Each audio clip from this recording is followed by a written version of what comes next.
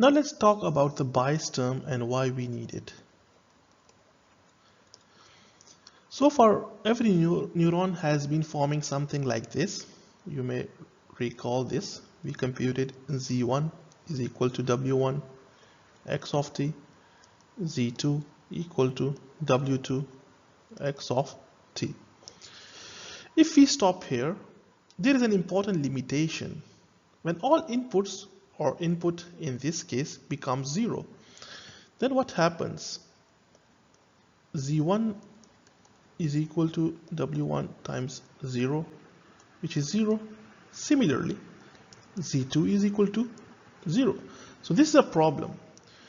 When the input x of t momentarily or for any instant approaches 0, we will not be able to estimate y of t at that point. Right? So to solve this problem, what we do, we add a bias term which is actually a constant.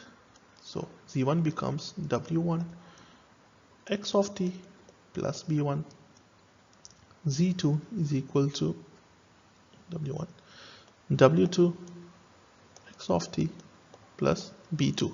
So even if x of t becomes 0, Z1 will be non-zero and Z2 will also be non-zero. And after this, the process remains same. For Z1 we will do activation, right? And then for Z2 we will do the activation and we will obtain our estimated function V1 H1 plus V2 H2, or if we want to write it in vectors, so this will be like this. So the term bias, which is B1 and B2, solves the problem when an input becomes 0. So how do we do the estimation? So this problem is solved using this bias term.